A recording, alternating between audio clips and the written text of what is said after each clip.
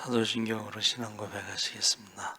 전능하사 천지를 만드신 하나님 아버지를 내가 믿사오며 그 외아들 우리 주 예수 그리스도를 믿사오니 이는 성령으로 잉태하사 동정녀 마리아에게 나시고 본디오 빌라도에게 고난을 받으사 십자가에 못 박혀 죽으시고 장사한 지 사흘 만에 죽은 자 가운데서 다시 살아나시며 하늘에 오르사 전능하신 하나님 우편에 앉아 계시다가 저희로서 산자와 죽은 자 심판하러 오시리라.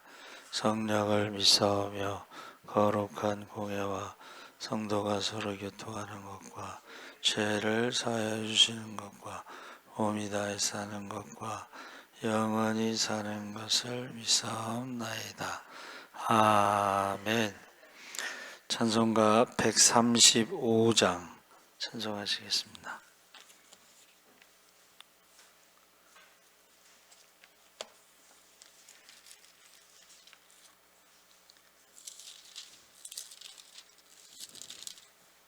찬송가 135장 찬송하시겠습니다. 어저께나 오늘이나 어느 때든지 영원토록 변함없는 거룩한 말씀 믿고 순종하는 이의 생명 되시며 한량 없이 아름답고 기쁜 말일세. 어저께나 오늘이나 영원 무궁히 한결같은 주 예수께 찬양합니다. 세상 지나고 변할지라도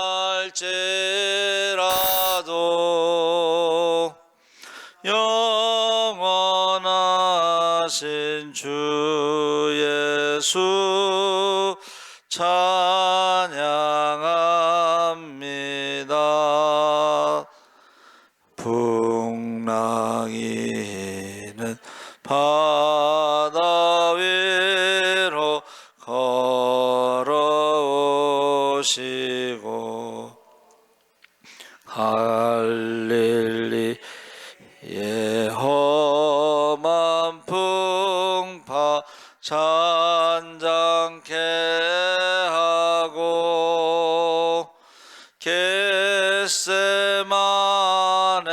동산에서 우리 위하여 눈물 짓고 기도하신 고난의 주님 어저께나 오늘이나 영원 무궁히 한결같은 주 예수께 찬양합니다.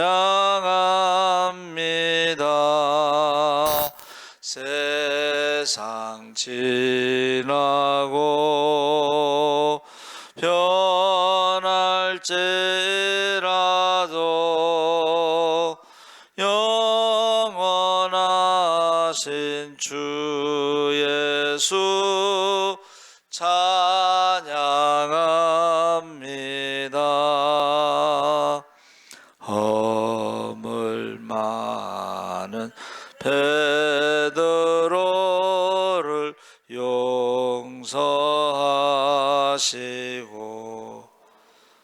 의심 도마에게 확신 주시고 사랑하는 그의 제자 가슴에 안고 부드러운 사랑으로 품어주셨네. 어저께나 오늘이나 영원 무궁히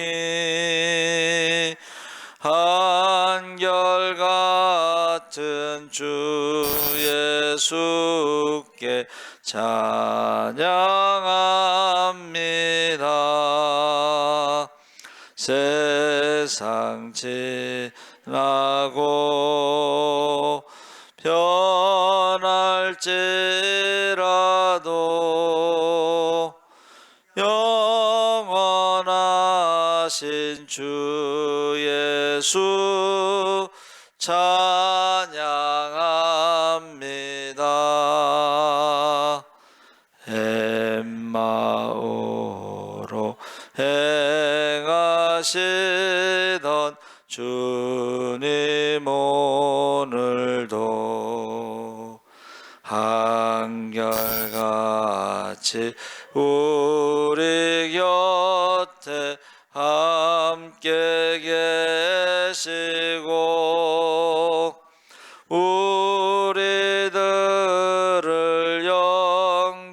영접하러 다시 오실 때 변함없는 영광의 주 진입해오리.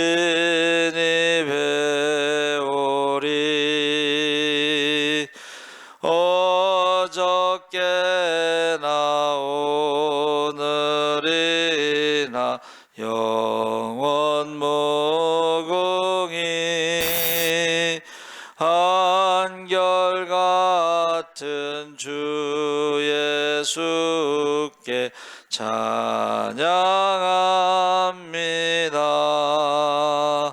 세상 지나고 변할지라도 영원하신 주 예수 찬양합니다.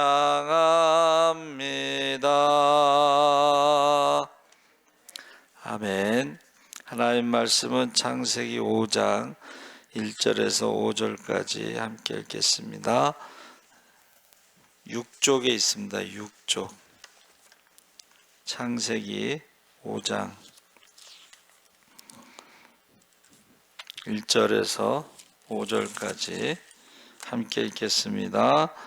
이것은 아담의 계보를 적은 책이니라. 하나님이 사람을 창조하실 때에 하나님의 모양대로 지으시되 남자와 여자를 창조하셨고 그들이 창조되던 날에 하나님이 그들에게 복을 주시고 그들의 이름을 사람이라 일컬으셨더라. 아담은 130세에 자기의 모양 곧 자기의 형상과 같은 아들을 낳아 이름을 셋이라 하였고 아담은 셋을 낳은 후 800년을 지내며 자녀들을 낳았으며 그는 930세를 살고 죽었더라. 아멘. 할렐루야. 좋은 아침입니다. 잘 오셨습니다. 오늘 아담의 계보에 대해서 말씀을 나누겠습니다. 계보라고 하는 히브리어가 톨레도트라고 그랬는데 계보, 후손, 역사, 내력 등으로 번역되는데 한 가문의 계통과 혈통 관계를 적어 기록한 족보 이상의 의미를 담고 있다. 그래서 우리가 족보와 좀 다르다는 것을 말하고 있는데 톨레도트에는 하나님의 구원의 역사가 담겨 있고 사람을 통해 일하시는 하나님의 발자취가 선명하게 남아 있다. 구원의 역사. 그래서 아담의 계보는 고대 근동의 문헌들의 계보와 비슷하지만 아담으로부터 시작해서 노아에 이르는 10대를 기록하고 있고 아담으로부터 노아에 이르는 10대를 누구는 누구를 낳고 또 몇 세까지 살고 죽었더라 이렇게 기록이 되어 있습니다. 근데 이제 여기서 창세기 4장에는 아담으로부터 가인의 족보가 나오는데 라멕까지 족보가 나옵니다.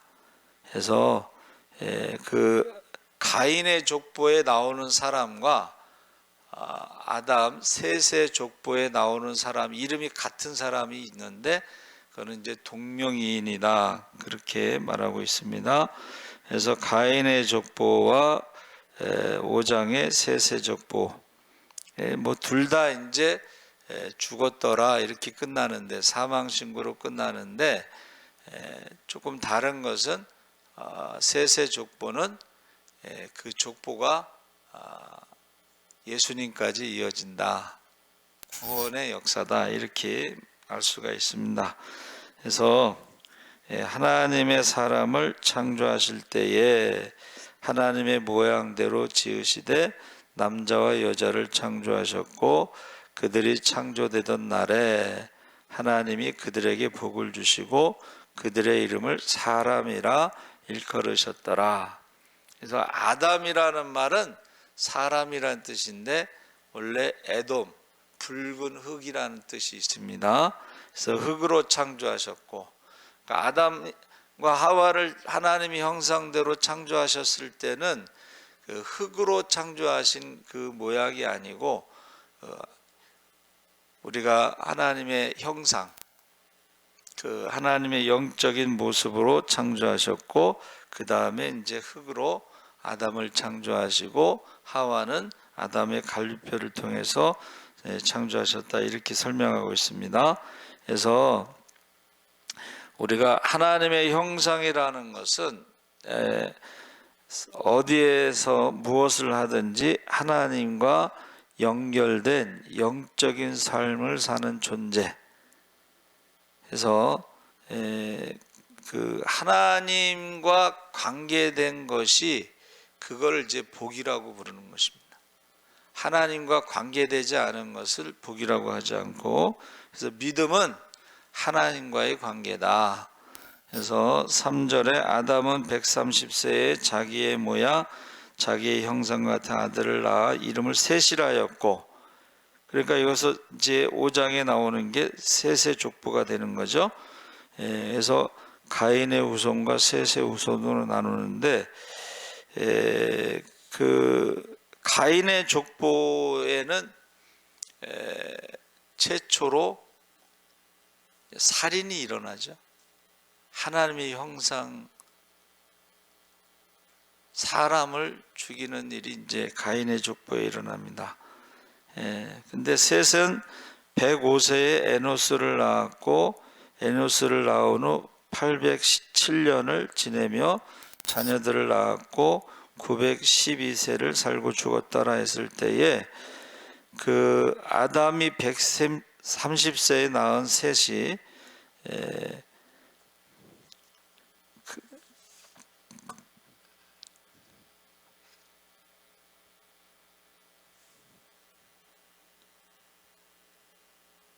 셋의 의미가 뭐냐면 참 신기한 게 뭐냐면 이 이름에 다 의미가 있었다는 거예요.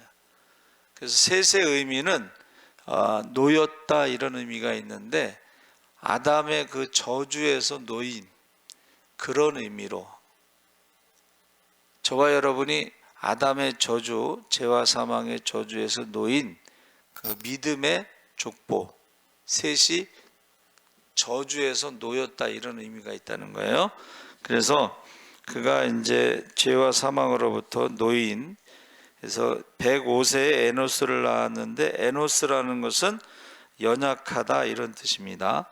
이것은 죽을 수밖에 없는 존재를 의미하기 때문에 연약함의 한계를 깨닫고 어떻게 해요? 그때부터 여호와의 이름을 불렀더라.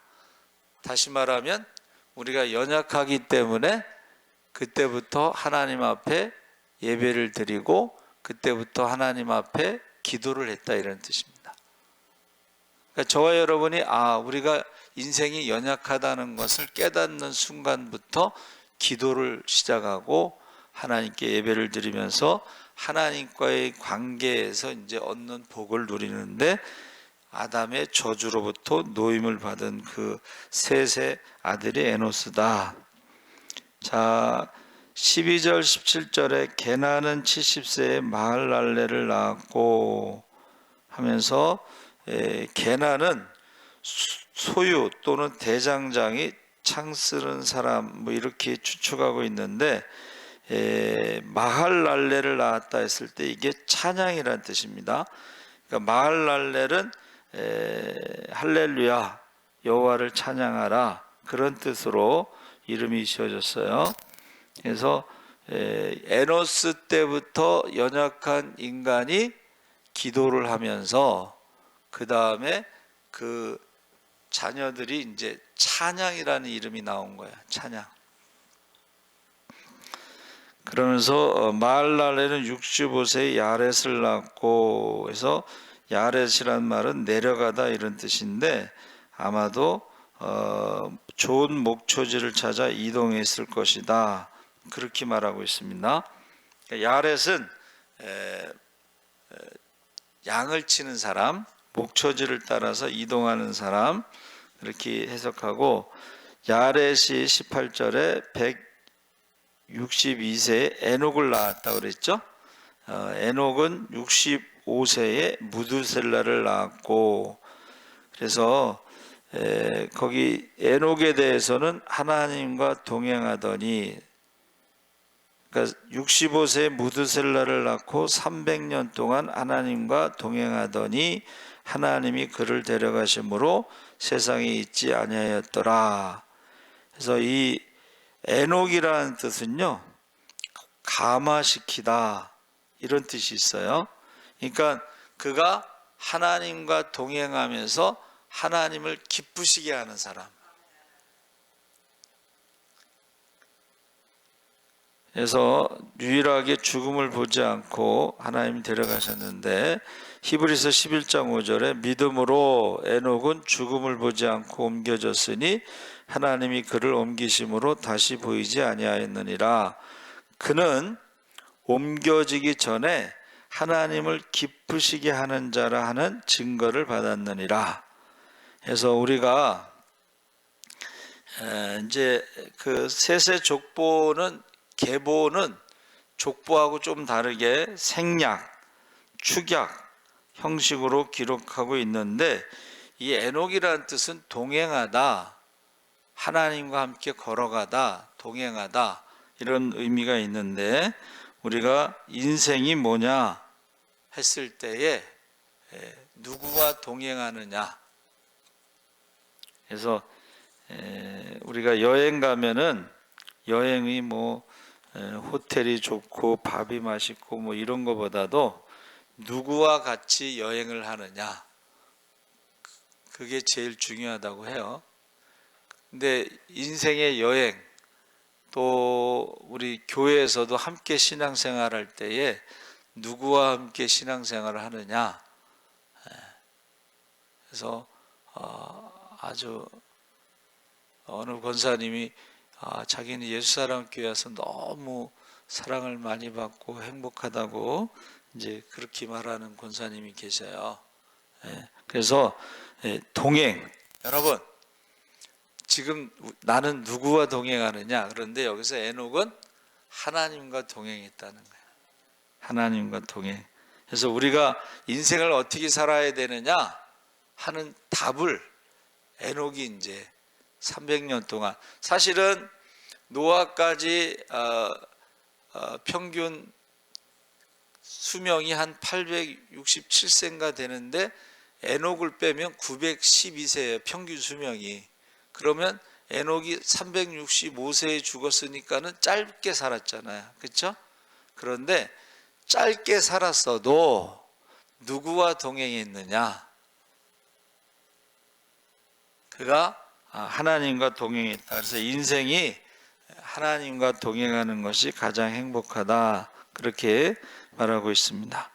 그래서 하나님을 기쁘시게 하는 삶. 우리가 어떻게 살아야 되느냐? 하나님을 기쁘시게 하는 삶을 살아야 된다. 그래서 이게 우리가 인생이 허무하다. 여러분 죽음 앞에서 이게 허무하잖아요. 그렇죠? 뭐 열심히 사는 것 같은데 결국은 아무것도 가져갈 것이 없어. 빈손으로 왔다 빈손으로 가야 돼. 그것을 에녹은 빨리 깨달은 것 같아. 자기 노아의 그 10명의 족보에 보면 900년을 넘게 살았어도 결국 인생이 죽음으로 끝나면서 아무것도 남는 게 없어. 가져갈 게 없어. 사실은 믿음의 자녀가 남는 거예요. 그렇죠? 믿음의 자녀. 그래서 믿음의 자녀를 위해서 기도를 많이 해야 된다. 그런 말입니다. 그래서 인생은 누구와 동행하느냐, 어떻게 살아야 되느냐를 에녹을 통해서 우리가 알 수가 있다는 것입니다. 그래서 우리가 슬플 때나 기쁠 때나 가난할 때나 부유할 때나 건강할 때나 약할 때나 언제나 우리는 주님과 함께 걷는 삶을 사시기 바랍니다. 그리고 주님을 기쁘시게 하는 삶. 예수님께서 세례 받으실 때 사랑하는 아들, 기뻐하는 자라 했을 때 사랑한다는 것은 뭐 아들이니까 관계에서 사랑하는 것이고, 기쁘다는 것은 순종할 때 기쁜 거예요. 자녀가 속썩이면 기쁘겠어요? 근데 자녀가 순종할 때에 그때 기쁜 거예요. 그래서 우리가 인생을 어떻게 사느냐를 가르쳐 주는 게 바로 에녹이다. 그러면서 25절에 32절에 무드셀레가 187세에 라멕을 낳았고 하면서 노아가 500세에 후에 셈과 함과 야벳을 낳았더라. 여기가 이제 셋의 족보죠. 근데 그 무드셀라라고 하는 것이 아까 말한 그 창을 던지는 사람, 이거 뜻이 원래 뜻은 그런데 그 뜻이 뭐냐면 성문에서 창을 던지는 사람이 있어야 되는데, 무드셀라가 성을 지키는 사람인데 무드셀라가 죽으면 성을 지킬 사람이 없으면 전쟁에서 지는 것처럼 심판이 있다, 이런 뜻입니다. 원래 뜻은 창을 던지는 자인데 창을 던지는 성을 지키는 무드셀라가 죽으면 전쟁에서 지기 때문에 심판이 있다. 근데 원래 무드라는 말이 죽음이라는 뜻이고 셀라라는 것은 보낸다. 무드셀라가 죽을 때에 창을 던지는 자, 성을 지키는 자가 죽을 때에 심판이 온다, 이런 뜻으로 해석하는 것입니다. 그래서 무드셀라가 죽은 다음에 이제 노아의 홍수가 오는데, 노아라는 말은 안식, 위로, 이런 뜻이죠. 그래서 하나님이 물로 심판하실 때에 노아의 방주가 안식이고 노아의 방주가 위로가 되는 것입니다. 그래서 사실은 우리가 교회라는 것이 바로 그 방주와 같다. 여러분, 교회에 왔을 때는 수고하고 무거운 모든 짐을 다 내려놓으시기 바랍니다. 방주에 들어갈 때는 세상적인 것을 다 내려놓고 방주에 들어가는 거예요. 거기서는 하나님과 함께 하는, 하나님과 함께. 그게 노아, 위로, 안식, 이런 뜻입니다.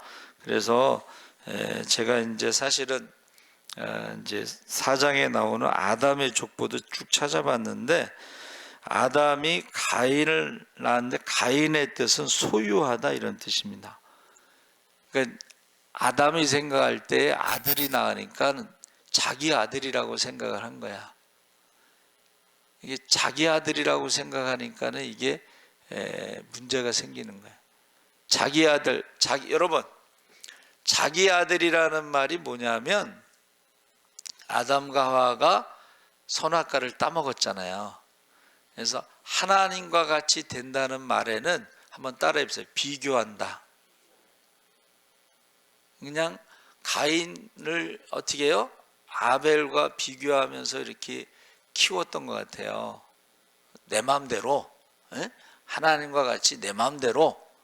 그런데 가인이 어떻게 해요?